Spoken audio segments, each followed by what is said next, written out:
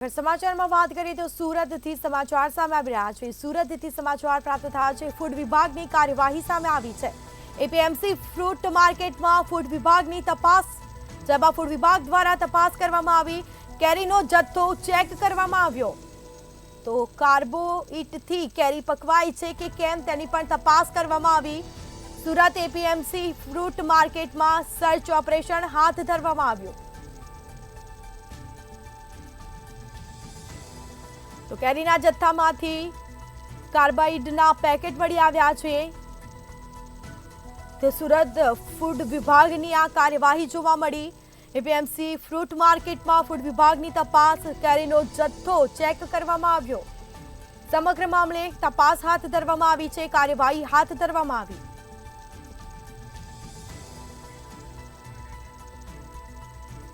વધુ વિગતો સાથે સંવાદદાતા દિવ્યેશ પરમાર આપણી સાથે લાઈવ જોડાઈ ગયા છે। જી, સુરતમાં ફૂડ વિભાગે કાર્યવાહી હાથ ધરી છે। એપીએમસીમાં ફ્રૂટ માર્કેટમાં ચેકિંગ કરવામાં આવ્યું, શું માહિતી?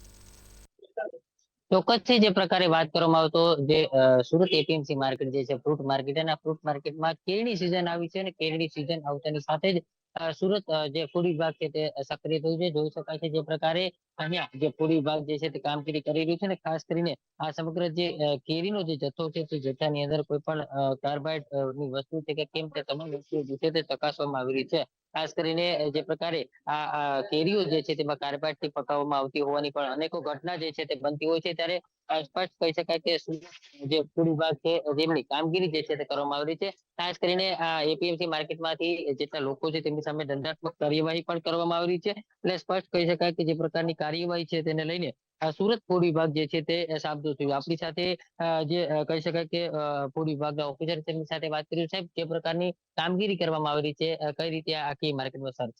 Decay Patel, food safety officer, Surat મહાનગરપાલિકા, deputy commissioner, health and hospital અને આરોગ્ય અધિકારી સાહેબ શ્રીની સીધી સૂચના અને માર્ગદર્શન હેઠળ અત્યારે ઉનાળાની સિઝનમાં કાચી કેરી પકાવવા માટે કાર્બાઇડ તથા અન્ય રાઇપનિંગ પડીકીઓનો ઉપયોગ થતો હોય છે।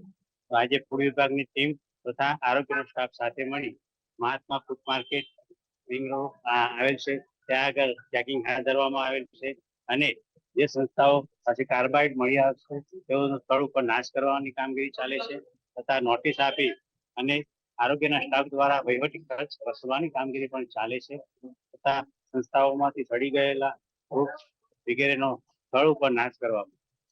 સાહેબ, જે પ્રકારે આ જે કામગીરી કરવામાં આવી રહી છે, ખાસ કરીને અનેક જે અમુક જગ્યાએથી પાવડરના જે પેકેટ જોવા મળ્યા છે તે શું છે અને કઈ રીતે એમાં ઉપયોગ થાય છે?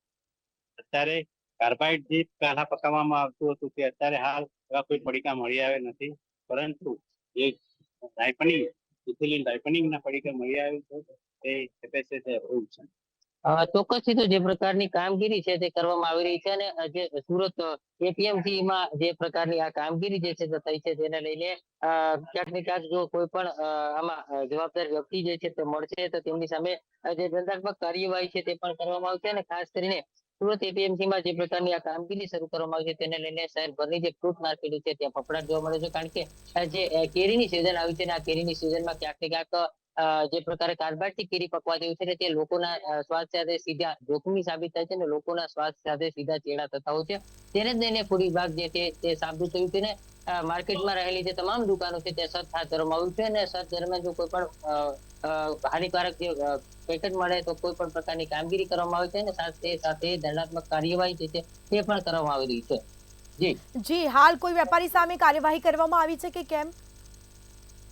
ચોક્કસથી જે પ્રકારે અત્યારની જે કામગીરી છે તેની વાત કરવામાં આવે તો અનેક જગ્યાએથી જે આ કેરીનો જથ્થા છે તે જોવા મળ્યો હતો અને અમુક જગ્યાએ જે પ્રકારે ક્યાંક ને ક્યાંક અમુક જે જવાબદાર વ્યક્તિ હોય છે, ખાસ કરીને અમુક જગ્યાઓ વ્યવસ્થિત રાખવામાં ન આવી હોય, લોકોને ક્યાંક ને ક્યાંક બગડેલી જે કેરી હોય છે અથવા તો બગડેલું જે ફ્રૂટ હોય છે તે જોવા મળ્યું હોય છે અને સાથે સાથે જે પ્રકારે કોઈ પણ પ્રકારની અન્ય ચીજ વસ્તુઓ જે છે તે મળી આવી હોય તો તેમની સામે અત્યાર સુધી દંડાત્મક કાર્યવાહી કરવામાં આવી છે। એટલે કહી શકીએ કે અત્યાર સુધી 6 જેટલી દુકાનોમાં જે સુરત મહાનગરપાલિકા દ્વારા જે રસીદો છે તે ફાળવવામાં આવી છે અને અનેક જગ્યાએ સખ્તની કામગીરી છે તે શરૂ કરવામાં આવી છે।